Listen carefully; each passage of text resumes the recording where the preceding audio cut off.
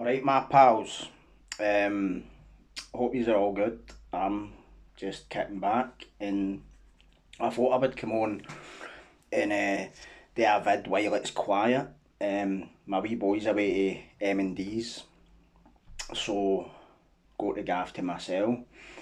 Um, I was up at the prison yesterday, doing a couple of agents visits for my volunteering role with Aid and Abet, which is, I think I've explained before, is a charity set up to help guys coming out of prison with things like housing, health stuff like GP, doctor's appointments, and all the kind of stuff that people are faced with when coming out.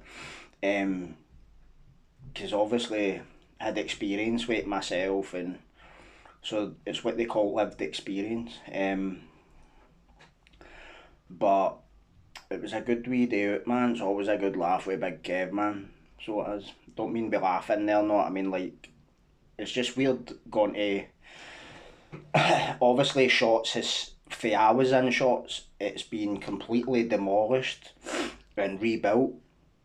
And I wasn't in the new one, the one that's there the new, but like when I was up there yesterday, I was pointing out to Big Kev when we were in the car park. There's a bit where it's just like waste ground, and you can see these fields, and I was like, that must be where the old jail was, because I always remember when we used to have what you call in shots the field night. It's like you can basically go up the football field. It's like a full size football pitch with a red ash running track around it. You can just go up and walk around it, but me and my pal just used to go up and roll joints and sit in the grass, fucking just watching the fucking counting the sheep in the field, all the fence and all that. Mental. Long time ago, obviously, but just it's mad thinking about it. But anyway, that was that. So I'm getting back up. I'm going to Edinburgh to do training.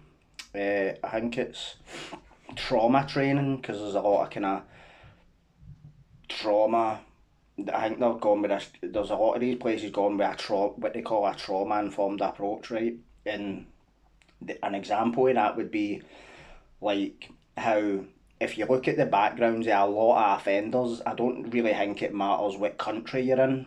They all come from quite similar backgrounds, like mum and like one parent or both parents will say addicted to drugs or alcohol, or both, domestic abuse, fucking just take your pick.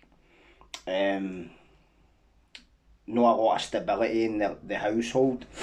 So when you're grown up in an environment like that, it's got to cause issues in adulthood, and especially adolescence, which I know from personal experience, because as I've explained before, when so I grew up between my dad and my dad's parents, my gran and grandpa, right? So I didn't meet my biological mum until I was like 10, and I went to stay with her for a year and a half, right? It was the worst year and a half in my life, even worse than any year I've done in jail. And it was because of the physical abuse, and basically every day walking on eggshells around these cunts, know what I mean? But the kind of major trauma, the major trauma in my life was obviously my dad dying when I was just turning 14, and that was when there was a metamorphosis almost, because I went for just being a kind of normal kid to just transforming into an absolute fucking hoodlum, an absolute maniac, not gonna beat about the bush. um, some of the things that I done were just off the charts. And I always rationalise it and say, I deserved all the time I got, and I did deserve prison, let's be honest. But when you're looking back into these people's backgrounds, offenders' backgrounds, you can almost always find a catalyst that started their offending behaviour. And to me, it was my dad dying.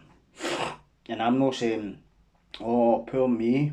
I'm just saying it explains it. It doesn't excuse it. Do you get me? But so I'm going to do that trauma training.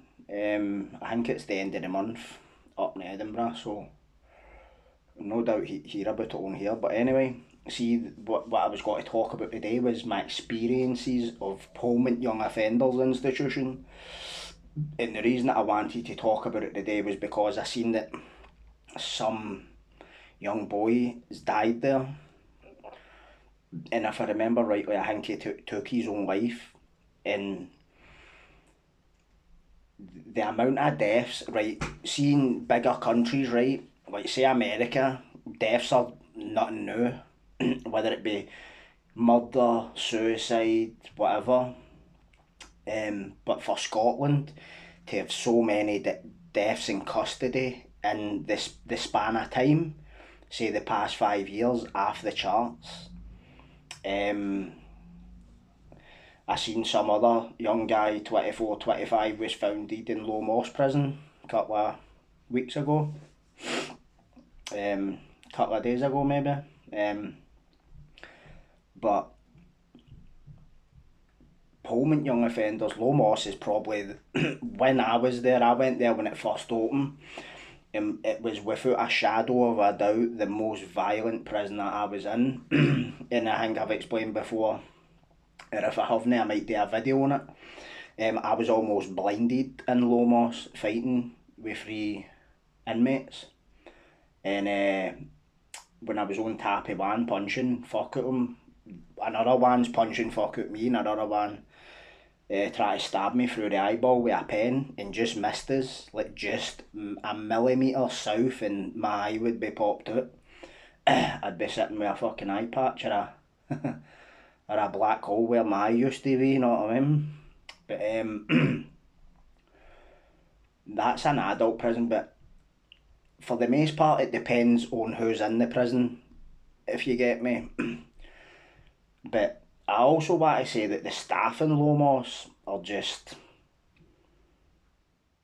I'm not the type of person that goes, they're all the same, screws are all the same and all that, but the staff in Low Moss are a breed apart.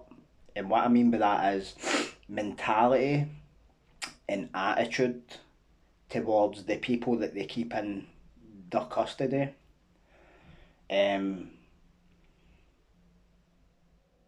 If I want to be brutally honest, they're scumbags. Absolute scumbags, man. Some of the comments that I've heard them making about prisoners' well-being and safety is basically they should not be in that job, because the funny thing is, Nietzsche made a famous quote, right? Friedrich Nietzsche is a German philosopher for fucking yonks ago, and he said, he who fights monsters should ensure that while fighting monsters he should not become one himself. And if you stay long enough into the abyss starts to look back. Now, I'll break that down a wee bit, right? Basically, in this context, the prison staff in Low Moss to me are becoming what they hate. They hate prisoners, right? In my view. And I'm not saying that about every single one of them, but they're just different in there, right? And to me they're basically like us but with shirts on, and that is just the ultimate hypocrisy, man. And one thing I hate is double standards. I would tell you if if I have a certain view or a certain whatever, because to me it's all about being authentic, being who I'm. I'm not trying to be anybody that I'm not, but how many faces do they have? How many hats do they wear in their life? You know what I mean? Then they don't know what one's what. They don't know who they are. But anyway, I'm getting off the topic. So I was wanting to talk about Polmont Young Offenders Institution, and it's almost a rule of thumb that young offenders institutions, you're either a predator or a victim. I don't mean a predator like you're going about fucking grating people and all that shit. What I mean is you're either taking shit or fighting back. Maybe that was a better way of putting it. And the very first time I went there, I was 16-year-old, and I had been transferred there from Law Secure Unit because I was serving a sentence of 4 years. And I actually asked to go because there was staff members in Law saying to me, you wouldn't be the big man in Polmont. And I was like, fucking put me in for a movie and you fucking dafty, you know what I mean? Just totally stubborn as fuck. But so I went there, and when I went there, there was Lomond Hall, which was West Wing. There was Nevis Hall, which was East Wing.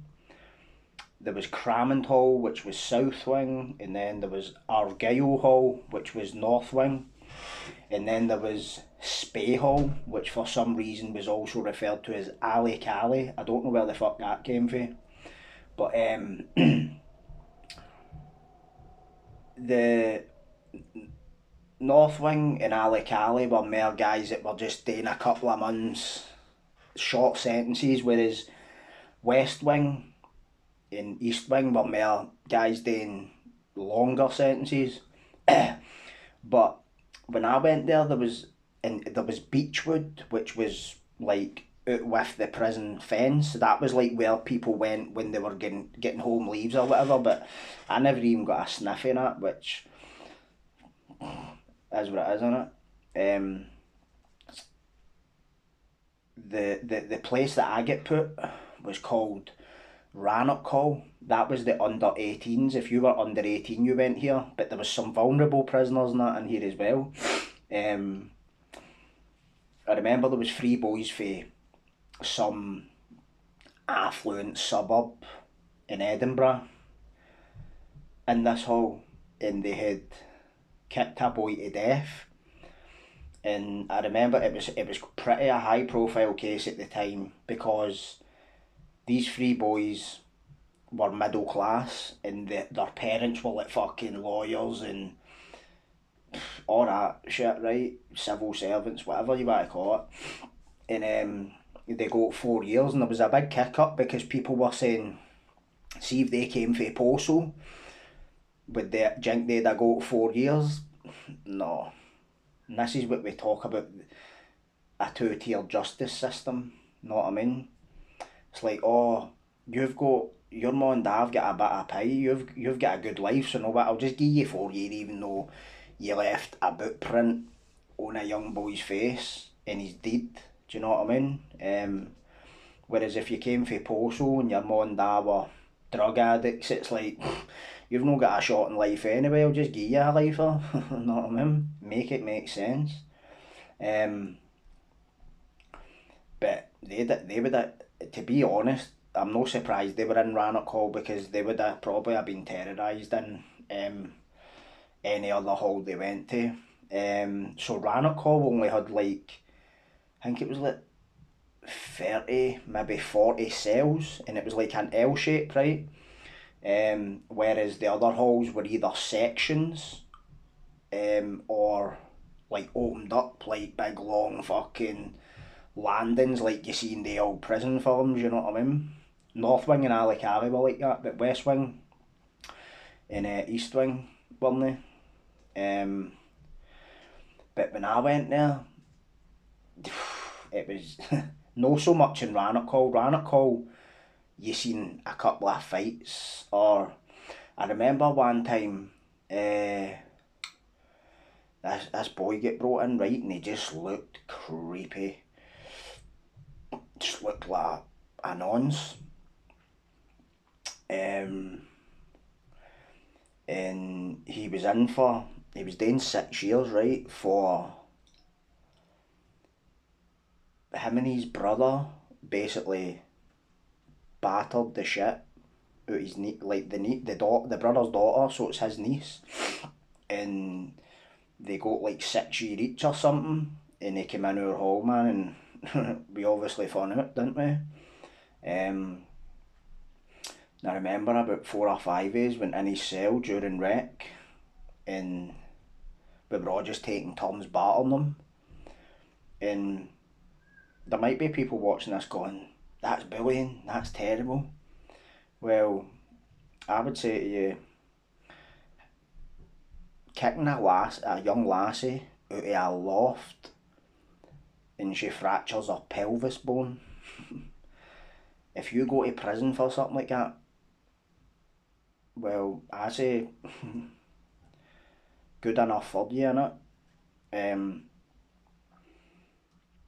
And I do still have that kind of thinking in regards to people who do things like that. Because children are innocent, and it doesn't matter whose child it is, whether it's your child, my child, fucking Joe Bloggs' child. I would protect my worst enemy's kid. Do you know what I mean? I might hate him, but if I seen somebody try to take a liberty with a child, mate, I'm stepping in. You better believe that. Know what I mean? But anyway, there was a the Rannoch Hall. This was before tellies and all that. Now you get a TV in your cell, right? In every prison, the the prison service provide for you. You don't need to buy it. But back then it was just radios. But I ended up a couple of times I get put in the digger, the solitary, the fucking punishment block, whatever you want to call it. It's just like a jail within jail. You're locked up 23 hours a day. You get a shower every day and an hour's exercise. In Polmont, this was when I was there, it was called Dunedin Unit. Just as I say, an L shape. It's kind of like being in the police station. See if you've ever done like a weekender, like spent the entire weekend in a police station waiting to go to court, and you're locked up all day. Don't know if it's fucking New Year or New York. You know what I mean? But some of the best laughs that I had, in fact, the best laughs I ever had, were in the digger in Polmont. As I think I explained in another video, there was a boy down there for the Beast Hall, South Wing, Cramond Hall, right? And he was in for graping a woman with a prosthetic leg at knife point or with a hammer or something, threatened her with a hammer and might have graped her, right? Well, he was doing 5 years for it. And this guy used to stand at his cell window all day shouting abuse at lawyers, right? But I'm not going to lie, I used to be in stitches listening to the shit he was shouting. And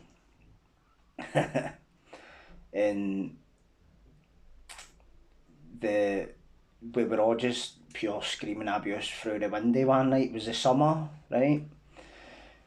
And we were all just standing at the window, shouting out the window all day and all night at him.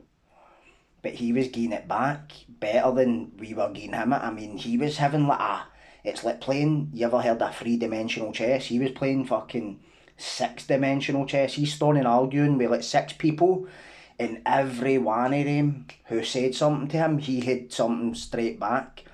It was hilarious, man. I wish I had it in tape. Brilliant. But this particular night, the the screw the night shift guy, right, was going round the doors telling us all to shut up and all that. But he went to his door because we were all booting the doors, and see, when everybody's doing that, it makes some racket, right?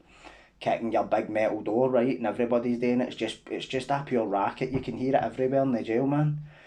And the screws went to his spy hole and lifted up the slat, and he's like to him, you better keep the fucking noise down, not. And he's like, ah, who you fucking talking to? I'll smash you and all that. I'll do this, I'll do that.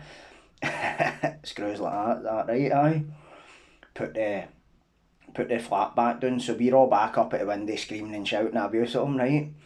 And then I don't know how much time had passed, but then all you've heard's marching boots, right? Right away, if you've been in jail, you know what that is. It's what we call the mufti mob. Minimum use of force and fucking something like that, right? It's like basically like the riot squad, right? They come in with all the body armour and the helmets and the shields and all that, right? And they've went to his door first, right? This beast, and done that. Stand back from the door, stand up at the window and face the window, put your hands up in the bars, basically, they're coming in, right? And he's like, ah, fuck off, getting them all right? Then all you feel, buff, his doors went in, right? And you've heard all this. See, like, if you ever watch, you ever see like a cartoon, there's a fight and you just hear all these mad bang, crash, wallop noises? That's what you heard, right? But then all you've heard's, I've got asthma, right? And the full digger heard him shouting that, and we were all fucking screaming out the windows, like pissing ourselves laughing at him, right? Ah, yeah, fucking beast and all, pure laughing, not. I was screaming at the top of my lungs, man. And they've bent him up, like, know how the wrist locks they put on you, they're sore, right? And he was screaming, and they dragged him to the padded, there was a padded cell in here, believe it or not. It's a cell within a cell. And they've dragged him in there and flung him in there, right, and locked him in. And then fucking, one by one, that mufti team went right round the whole seg, right round the whole digger, and done the same to all us, but I'm no fighting with them, fuck's sake. What they done was, and see, the thing is, you can hear them getting closer and closer to you, because they're getting into every cell, and they're working their way round to you, and I'm lying there like, oh, but turning my light off, not kidding on, I'm sleeping.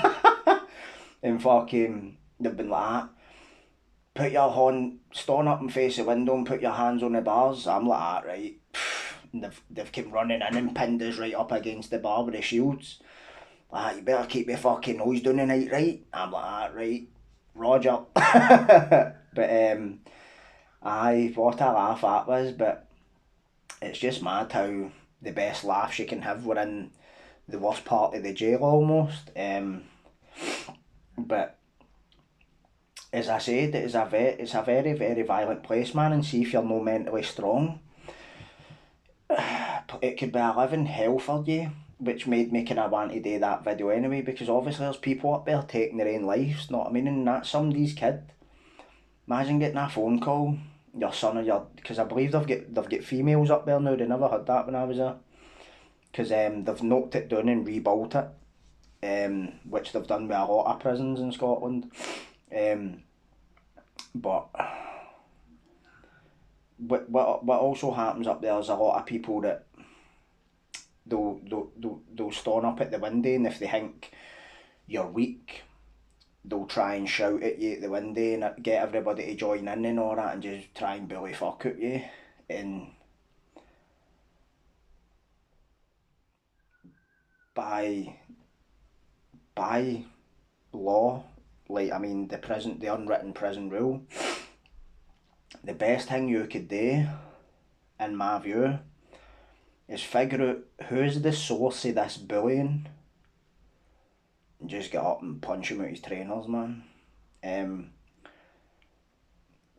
you might come off worse in the fight, but at the end of the day, you stood up for yourself. And I know you're going to get people saying you shouldn't be telling them that. Well, I'm not advocating for violence. What I'm saying, I'm advocating for stoning up for yourself, because see the minute you show weakness in a place like that, it's gonna get fucking worse. Every day. And I've been fucking scared or anxious going to fucking have to do something like that, but at the end of the day I still went and done it, because you would never hear the end of it. Do you know what I mean? It was just a bad place. Mind, I seen a guy, and I think I spoke about this in a couple of other channels. So when I was in Rannoch, the screws started all the same shite this Kerlaw staff. You wouldn't act like that down East Wing. I was like, fucking put me in for East Wing then. And then they try to talk me out of it. The day I was meant to be gone, I was like, no, I want to go. And I went down there, right? And walked in, man, and it was nothing like Rannoch, man. There was big boys in here, man. And you just knew they were about that. You know what I mean? They weren't some fucking cunt hiding up in a fucking under 18 hall trying to get the big act, know what I mean? And fucking, but so this boy, right, he could tell he had addiction issues, right? Sound wee guy, he was for Dumfries or somewhere down that way, and there was this boy always on it, man, and this boy was kind of known for trying to like bully weird people. One day I'm sitting in the telly room, and the guy that was bullying him was sitting like a couple of rows behind me. I don't know what made me turn round, but I've just turned round and looked, and the boy, the addict boy, he was like that, and he just whipped out like a soak with pool balls or something in it, and he just whacked him right from behind, smashed him right in the side of the head, say 2 or 3 times, turned around and just zoomed back out the back of the telly room. But when he went to turn to walk away, that guy got up to try and run after him and just fell flat in his face, man, blood pissing out his head. And I was like, oh, if you stood up too quick, girl, mate. But that's the thing. It doesn't matter what size you're in the jail. MD can get that done to them, do you know what I mean? Mental. But I mind one time I know there was a guy that got stabbed. He was meant to have been stealing phone cards, and he get stabbed up the back of the rec room, and he started throwing pool balls at all of us, man, and I'm pure. I've never ran so fast in all my life. But I was one of there was 5 people that got put in the digger, the seg for that. I was one of them, but wasn't really anything to do with me, know what I mean? But aye, violent place. Remember one time I know, all the Glasgow boys were playing all the Edinburgh boys at football, right? And I was the only Glasgow boy that wasn't full of drugs, right? And they were all fucking cunts are all tripping all the football and mental. And I think one of the Edinburgh boys started arguing with one of us, right? And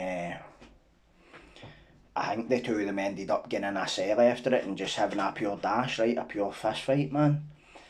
And then fucking stoning getting in the dining hall the next day, or was it the same day, can't remember.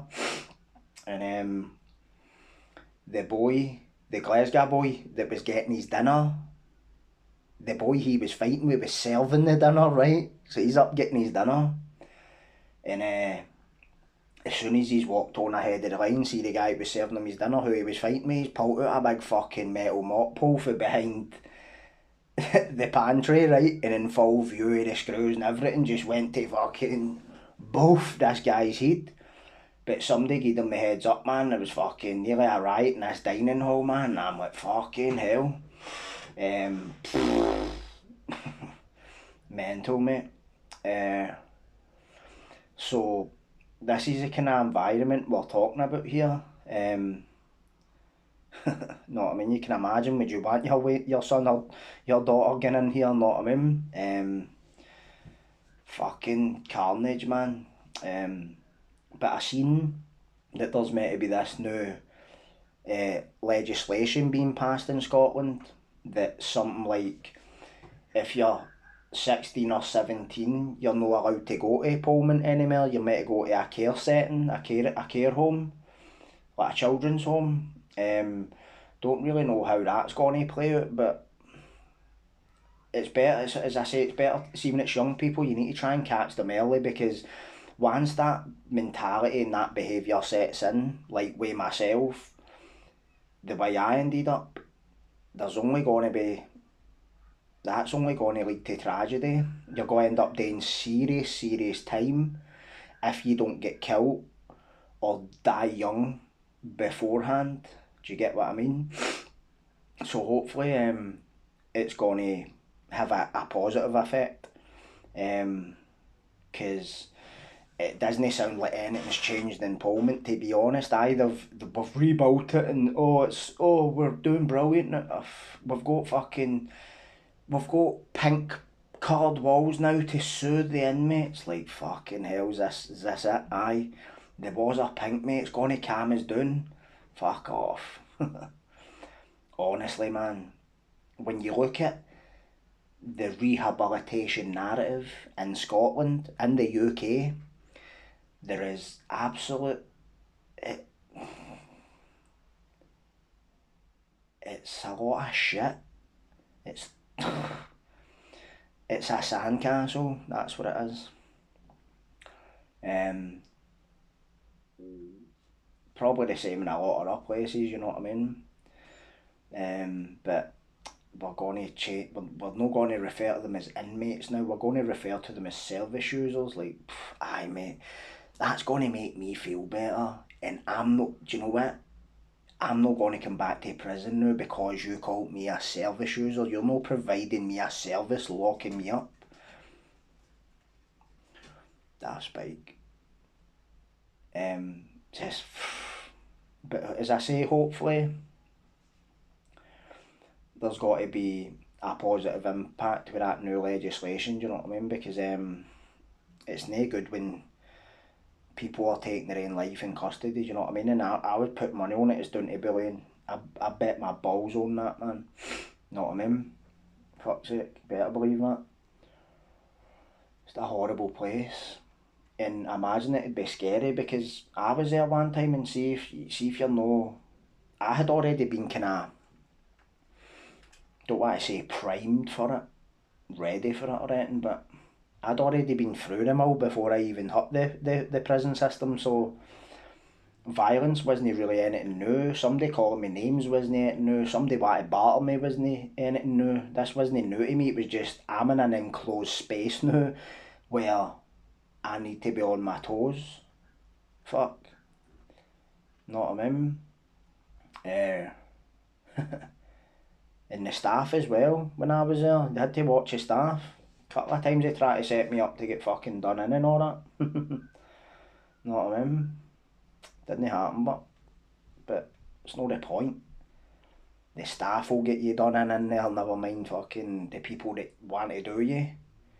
And that's what are you in this job for? See, when you're thinking about setting, unless you're a sex case, right, then to me it's best thing for them. But when it's some wee guy you don't like because he's got a don't give a fuck attitude because his ma died and didn't feed him when he was young, and he's been out in the streets since age of fucking 14, he's almost, he has to be like that, or how's he going to survive? It's what Sean Toll said when I was on his channel. He said, if everybody's been ruthless to you in your life, then you're going to act ruthless, because your world view or your perception of the world is, the world's ruthless, so I need to be ruthless in order to survive. That's basically what we're talking about. And you're just going to make matters worse by trying to do things like that to people. I'm going to get so and so to beat you up because you told me to fuck off or something. Like, just do yourself a favour, mate, and go and get a new career in it. But anyway, I'm going to head, so cheers for listening to my ramble, and I will be back on soon. Hope you enjoyed that. Take care.